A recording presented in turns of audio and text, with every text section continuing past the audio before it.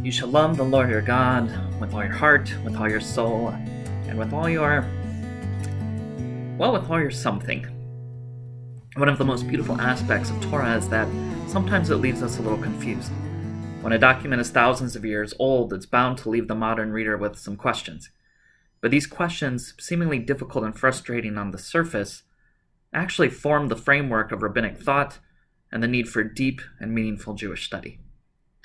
Inconsistencies and ambiguities in the text, therefore, are not signs of compromise or error. They are opportunities to mine the depths and discover the hidden jewels of Torah. They are gateways to corridors of endless interpretation, journeys to the deepest interiors of the individual and communal heart. And the most magical part of all, new doors are always waiting to be opened. Our Parashat this week, the double portion of Vayakhel Pekudei, demonstrates the spiritual and intellectual exercise, weaving together different parts of the Torah to answer one very specific question. How do we read the last words of this commandment? That we are to love the Lord our God with all of our heart, with all of our soul, and with all of our me'od, uvechol me'odecha. This verse, which doesn't appear until the book of Deuteronomy, chapter 6, verses 5 through 9, would be near impossible to understand if it weren't for the context of our Parashat Vayakhel Pekudei. The word me'od means much or very in Hebrew. Those familiar with the Hebrew language probably recognize it most from the phrase tov me'od, very good.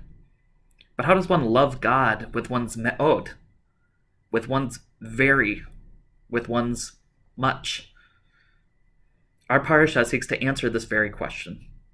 After the sad and sinful moment of the golden calf, the Israelites are faced with their shortcomings, their doubt, and with their lack of faith. Remember, they have been presented with miracle after miracle throughout their redemption, from the bondage of slavery to the passage of the Red Sea. So we would think that with their trust in God, it would be unshakable.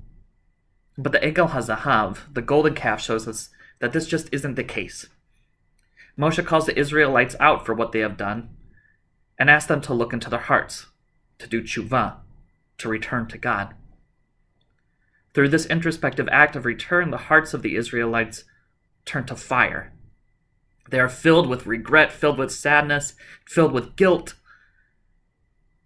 but they also rededicate themselves with fervor to the God of Israel, who brought them from the land of Egypt, who provided them with food and water, who turned them into a nation of redemption.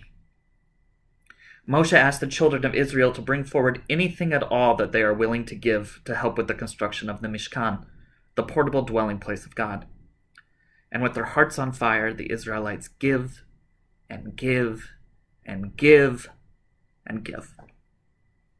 They bring earrings and bracelets, linen and fabric, copper and gold. They bring their personal wealth, the most valuable items they own. And in the case of the Israelite women, they even bring their copper basins that they have used for centuries as mirrors, one of the only reminders of individualism and self-worth in a society of slavery and dehumanization.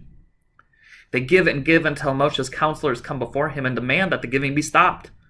They have brought too much, way more than would ever be needed to construct this sacred structure.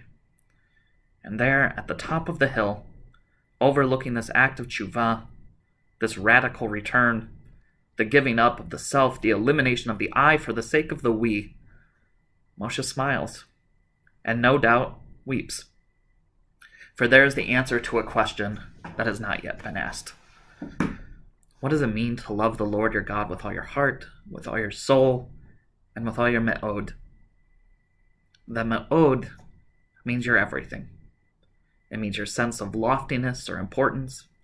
It means your stubbornness. It means your joy. It means your sorrow. It means every single piece of who you are. You shall love the Lord your God, and you shall love God until there is nothing left to give. A story. A wagon driver is on his knees in the mud of his shtetl, changing one of his wheels that has broken a spoke. While he fixes the broken piece, he sings aloud the morning prayers. A misnagid rabbi, a very traditional and strict rabbi, walks by and hears the man praying, and he says to himself, "Oi, what disrespect! What an ignorant people praying to the Holy One while laying in the mud, glorifying the Creator with filthy hands, and while engaging in work." Then he walks away. A short time after, a Hasidic rabbi, a more mystical and more compassionate style of rabbi, walked by and hears the man praying, and he says to himself, "Oi! What beauty, what love, what dedication! How goodly are your tents, Jacob, your people of Israel, praying to the Holy One, even while laying in the mud, glorifying the Creator with filthy hands and while engaging in work." This Shabbat, may we love with all of our me'od. May we offer prayers of our hearts and kindness and joy from the depths of our souls until the Kadosh Baruch Hu, the Holy One, blessed be God, laughs and then weeps and says to us all, "You have given too much. There is nothing left to give." Meredith and I wish you a Shabbat of peace and rest, of joy and song. May your Shabbos table be filled with the gifts of your heart and soul. May you give every last bit of love that there is to give. Shabbat Shalom.